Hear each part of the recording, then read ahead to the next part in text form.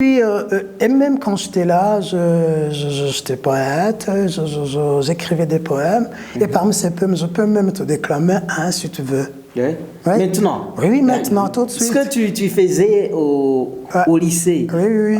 Au lycée Don Bosco, tu t'en souviens toujours? Oui, tout à fait. Oui. Puis que je commence.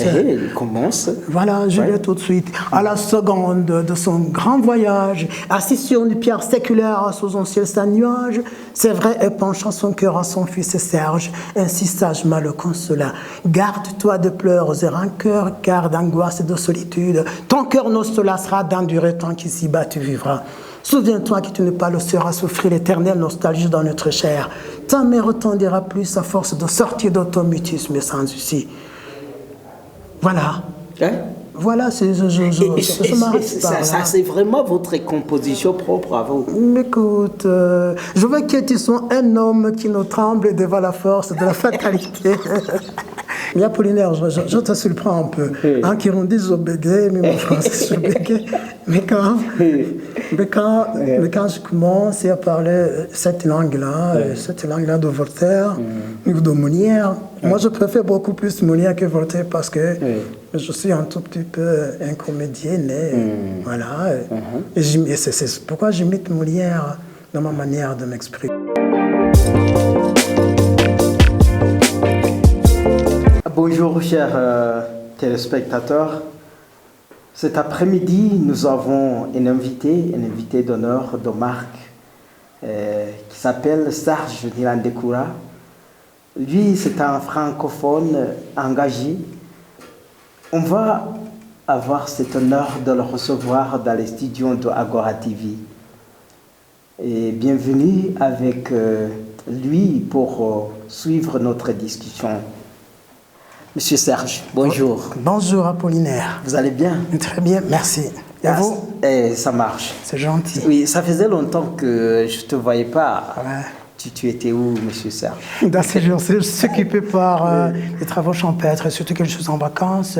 J'ai une petite propriété que j'exploite juste pour une sécurité alimentaire. Ah, tu vas vite avec ton français, on dirait francisé ou bien de Paris, comment on peut qualifier ce genre de français? Non, on appelle ce français, c'est un français qui caresse un tout petit peu le français, oui. Le français du français, le français de France. Et de Paris? De Paris. Non. Ça frôle un peu le français du français, le français parisien, le français de l'île de France. Oui, à vous entendre, quelqu'un peut penser et s'imaginer que vous n'êtes pas du Burundi, vous n'êtes pas burundais. Est-ce qu'on peut savoir en long et en large qui est Serge Nilandekoura? Serge Nilandekoura, c'est un enseignant de français qui a appris le français à l'université du Burundi. Pas seulement dans les livres, mais dans le sens. Pourquoi? Parce que Serge, c'est d'abord un grand liseur. Et quand on lit, on se forme et on s'informe. Et puis on améliore et son vocabulaire et son élocution. C'est pour que mon français coule un peu de flanc. Et alors, il n'y a pas de tergiversation. Non, je ne rebute pas sur le mot. D'accord. Ouais. Mais je te dis toujours que tu vas vite, il faut aller lentement puisque on n'est pas habitué à ce genre de français chez un Burundais comme toi. Et puis, quand tu dis que tu es un grand liseur, ça veut dire que toute personne qui répond au nom de Serge, c'est un liseur ou bien c'est proprement toi? Non, c'est pas proprement moi parce que chacun a ses modèles, chacun a ses mentors. Alors, parmi mes mentors, il y a Serge Gainsbourg, c'est un grand artiste, celui qui m'inspire. Qui? Serge Gainsbourg, c'est un Français, des années 80, un grand musicien. Alors, c'est lui qui m'inspire. Oui. Est-ce qu'on peut savoir votre cursus scolaire pour pouvoir un peu capter d'où est venu ce français, cette prononciation? Apollinaire, est-ce que ma prononciation te surprend? Oui, écoute, non, on doit toujours ressembler à ses enseignants et à ses modèles. Oui. Alors, j'ai commencé la 7e année au lycée Mousseini avec de bons enseignants. Tu te rappelles un enseignant qui a été un grand mentor pour toi, c'était qui? Non, mon grand mentor, nous l'appelions Rupipo, et c'est Jean-Baptiste, il n'existe plus. C'était un Congolais à l'époque? Non, c'est un Burundais. Et le troisième enseignant, c'est une Congolaise du nom de Riziki Gertrude. Alors, c'est elle qui m'a appris à ne plus penser aux bêtises, aux erreurs que je commets quand je m'exprime, à l'oral surtout. Et puis, elle m'a lancé. Et la façon dont vous enseignez pour bien raffiner votre prononciation, c'était comment? C'était la procédure? La procédure est simple. Je m'écoute parler, et puis j'écoute les autres, surtout les grands journalistes de l'époque, de la radio-télévision nationale du Burundi. Et puis par après, c'est Nestor Ngundiza avec Radio Isanganiro. Voilà, et après ça, il y a d'autres. Il y a un autre Serge qui me dit Serge Le Monde au pluriel, un journaliste à la RTNB, je ne sais plus maintenant qui il est devenu. Et puis par après, alors, puisque je suis professionnel de cette langue, là où j'enseigne à l'islamique, alors je n'ai pas beaucoup de difficultés quand je m'exprime. Poursuivons votre parcours scolaire. Tu as fait la 7e année au lycée Mousseigny, et puis tu es allé où? Et puis je continue avec le lycée Don Bosco, section lettres modernes. Oui. Et même quand j'étais là, j'étais poète, j'écrivais des poèmes. Et parmi ces poèmes, je peux même te déclamer un si tu veux. Oui. Maintenant? Oui, maintenant, tout de suite. Ce que tu faisais au lycée, au lycée Don Bosco, tu transposais toujours? Oui, tout à fait. Tu veux que je commence? Commence. Voilà, je vais tout de suite. À la seconde de son grand voyage, assis sur une pierre séculaire sous un ciel sans nuage, c'est vrai, et penchant son cœur à son fils Serge, ainsi sagement le consola. Garde-toi de pleurs et rancœurs, car d'angoisse et de solitude, ton cœur ne se lassera d'endurer tant qu'ici-bas tu vivras. Souviens-toi que tu n'es pas le seul à souffrir l'éternelle nostalgie dans notre chair. Ta mère retendira plus à force de sortir d'automutisme sans souci. Voilà. Voilà, je m'arrête pas. Ça, c'est vraiment votre composition propre à vous. Écoute, je veux que tu sois un homme qui ne tremble devant la force de la fatalité. Voilà, je peux me continuer si tu veux. Voilà. Tu étais le quantième de classe quand en classe, tu occupais quelle classe? Écoute, non.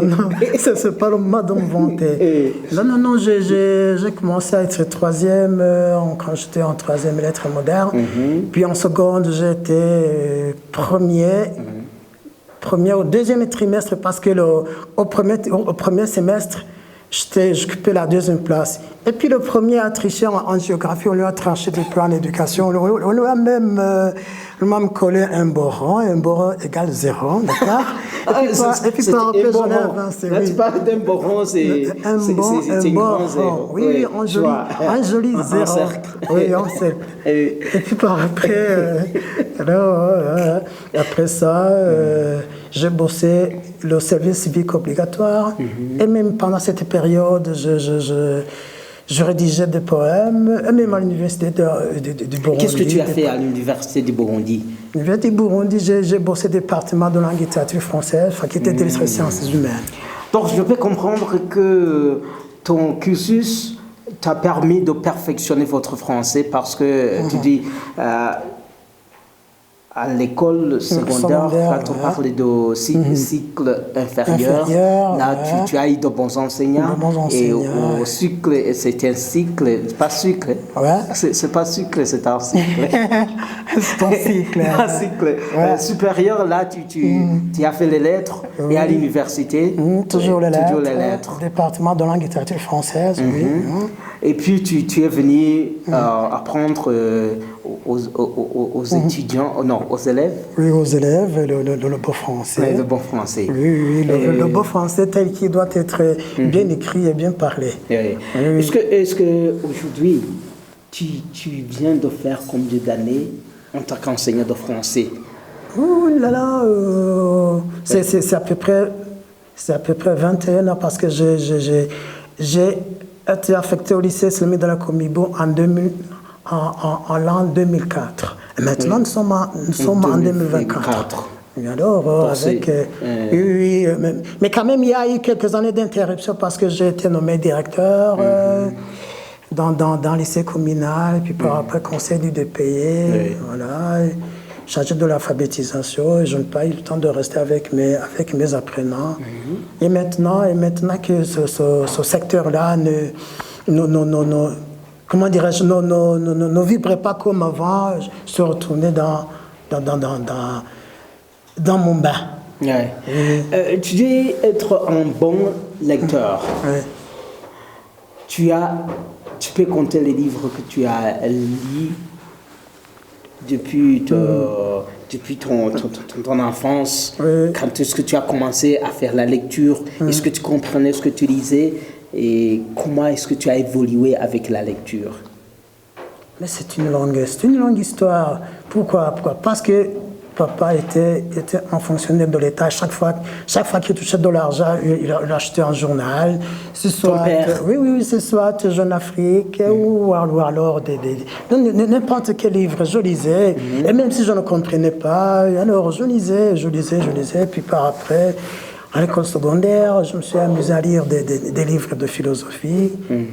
Alors, c'est cette science qui monte au-delà de nos connaissances livresques. Mais c'est pas après, je me suis dit, non, avec cette lecture de grandes œuvres et de grands auteurs, je risquerais d'être en déboussolé. Alors, je me suis dit, non, il faut que je m'intéresse aux livrets, soit en français, en kirundi ou en anglais. Alors, tu as commencé à faire des mélanges de langues. Oui. Mais c'est pourquoi. C'était pas peur de ne pas, de ne pas perdre la boussole. Oui, la boussole. C'est peur de la boussole. Oui, la culture burundaise. Et du coup, vous êtes étonné du fait que je parle comme une machine. Que... Tu es comme si tu es enchaîné, tu es électrisé. C'est quoi? C'est pourquoi tout ça? Mais tout ça, c'est parce que les Français de France, ils ne rebutent pas sur les mots. Non. Quand l'idée vient, alors ils n'ont pas biaisé.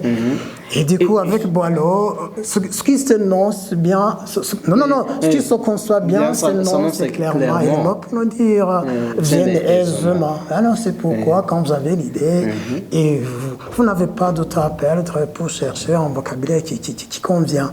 Est-ce que tu n'as pas côtoyé des Blancs desquels tu as appris à prononcer de la sorte? Non, du tout. Mais écoute, quand j'étais au lycée Don Bosco, je me suis évertué à entrer dans une congrégation des Salésiens de Don Bosco et j'avais un père blanc, Jacques Dugas. Voilà, c'est lui qui m'a. C'est lui qui m'a appris à ne pas avoir peur de dire ce que je pense et pourvu que je ne blesse personne et que je ne critique pas les autres négativement. Voilà, et c'est pourquoi je reste un libre penseur. Oui, ça je comprends. Je reviens toujours sur la prononciation. À vous entendre, si quelqu'un n'est pas habitué à vous voir ici dans la vie courante, on dirait que tu es un Français ou bien tu es né à l'Occident. Et là, alors, je me demandais, tu n'as pas côtoyé les Blancs, tu n'as pas côtoyé un homme qui n'est pas de couleur. Pourquoi ces attrapes-nigo? Alors, en 94, quand j'étais au Rwanda, parce que je suis réfugié au Rwanda, il y a une blanche là qui m'a demandé de le prendre un peu de kirundi. Alors, elle de m'apprendre du français. Je suis resté avec elle pendant 6 mois et en ce moment. Et tu apprenais d'elle et elle apprenait de toi. Oui, elle apprenait de moi. D'où est venue cette prononciation qui est aguichante. Non, aguichante. Non, pas tellement ça. Parce qu'à l'université, j'ai connu de grands professeurs qui ont bossé à Louvain-la-Neuve, même en France, Paris 5, et même au directeur de mémoire, il enseigne le français aux Français. Alors, Alors, qui sifflote, et s'y pique. Oui, c'est vrai, c'est vrai. Et en s'y piquant, j'ai gagné quoi? Ce mélange d'accents. Je te comprends bien, mais est-ce que tous tes collègues, tes camarades de classe, est-ce que et aussi ils sont à mesure de prononcer comme tu le fais, ou bien c'est un don particulier que tu as eu, ou bien c'est ce contact avec cette blanche qui t'a poussé. Mais Apollinaire, je te surprends un peu. En Kirundi, je bégayais, mais mon français, je bégayais. Mais quand je commence à parler cette langue-là de Voltaire ou de Molière, moi je préfère beaucoup plus Molière que Voltaire parce que je suis un tout petit peu un comédien, voilà. Et c'est pourquoi j'imite Molière dans ma manière de m'exprimer. Alors, quand on imite quelqu'un, on doit apprendre, on doit chercher à lui ressembler. Ce n'est pas une aliénation du tout. Non, c'est pas une façon de chasser mon accent qui rondit dans mon français. Il y a toujours quoi? Il y a toujours une influence de la langue maternelle dans la langue étrangère. Mais là, et comme on ne doit pas toujours manifester ses faiblesses, pas seulement les manifester, mais chercher à les cacher. Non, du tout.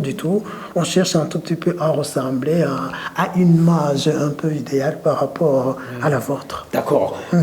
Tu as évoqué des enseignants qui étaient un peu performants. Oui, bien performants. Oui, je cherchais le mot. Et est-ce que toi, de votre côté, tu es un professeur du lycée? Oui.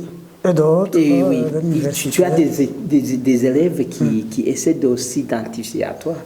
Oui. Tu vas trouver des élèves avec une prononciation qui est apparente à la vôtre. Je te surprends. Il y a un inspecteur qui est venu dans ma classe, qui est entré dans ma classe. C'était quand l'année passée. Il est entré dans une classe de première sciences sociales. Voilà. Il a rencontré un élève de Crespin. C'est un habitué d'American Con. Celui qui répondait à toutes mes questions. Voilà, il a demandé, tiens, jeune homme, est-ce que tu ne t'es pas trompé de section? Il a dit, non, c'est mon choix. Oui, c'est mon choix, c'est mon option. Et puis, du coup, quand je rencontre Serge, je suis content. Et maintenant qu'il est finaliste, voilà, il est devenu un grand slammer en français et en anglais. Il n'éprouve pas beaucoup de difficultés. Alors que... Donc, c'est un des exemples que tu peux donner comme étant ton ancien élève qui se débrouille. Qui cherche à me ressembler un petit peu. Ok, Serge, est-ce que si on veut vraiment apprendre le français et bien s'exprimer de manière idéale, quelle est la procédure? Qu'est-ce qu'il faut faire pour... les gens, ils ont cet engouement de bien prononcer, de bien parler, de bien faire. Comment procéder en français? En français. On dit que c'est une langue qui est vraiment difficile à apprendre, avec des méandres, de quoi. Avec une syntaxe difficile, beaucoup de termes, de vocabulaire un peu déroutante. Et c'est même une soupe salée. Une soupe salée. Oui. Et c'est salé. Oui, tout le monde croit que le français, tout le monde en parle. Mais attention avec cette langue linéaire. Oui, avec des niveaux et des tons variés. Oui, ce n'est pas facile à maîtriser cette langue. Alors, l'astuce, la recette est simple. Quelle astuce? L'astuce est simple. C'est un forgeron que l'on devient forgeron. Il faut s'y mettre. D'abord, en écoutant ceux qui parlent bien à la radio, à la télévision, voilà, en lisant, en essayant d'imiter les bons professeurs, les bons enseignants. La façon de prononcer les professeurs, tu les imites? Non, la façon de prononcer est différente d'une personne à l'autre. Personne ne prononce comme personne. Alors, voilà. Ce qu'il faut chercher, c'est quoi? C'est d'être égal à soi-même, en ne cherchant pas à être comme Serge, à être comme Apollinaire, etc. Mais à rester égal à soi-même. C'est-à-dire quoi? À rester original. Voilà, une création personnelle, mais en essayant de faire beaucoup d'exercices dans sa chambre ou alors dans une petite brousse, quand on n'est pas dérangé, ou dans sa chambre, bien sûr, on apprend à prononcer à l'aise, ou alors on ouvra une magnétophone, on essaie de se prendre de quoi Les sons. Oui, les sons. Tu fais un enregistrement de toi-même quand tu es en train de parler. Oui. Et en faisant cela, on arrivera à une autocorrection. Et en s'y mettant, on améliorera. Donc, pour dire qu'on n'a pas besoin de mentors dans ce sens. Dans ce sens, non. Quand on s'évertue à chercher des mentors ici et là, on ne sera plus... On se déboussole. Oui, on se déboussole. On ne sera plus soi-même. Or, on nous conseille de rester unique, naturel, simple, juste pour ne pas montrer aux autres que vous êtes savant, ceci ou cela. Voilà, c'est ce qui va provoquer ce que notre enseignant de français à l'université, Juvenal Oussa, qui nous disait que le savoir, c'est comme une confiture, mais on en a plus, on l'étale. Alors, ça devient ce qu'il appelle le nombrilisme. Tu peux essayer de l'imiter, de faire des mimiques ou des grimaces. Comme la littérature, c'est comment la littérature? Je l'ai rencontré quelque part, il parlait de la littérature africaine, de la littérature et surtout burundaise, qui a l'émergence des écrivains, des auteurs burundais. Et tu me rappelles ce monsieur, ce grand écrivain burundais. Tout à fait. Là, il a cité... Il a cité qui Colette Samoya, il a cité qui encore Sébastien Katia dans les Magoumé ou les ombres du sentier, beaucoup d'autres.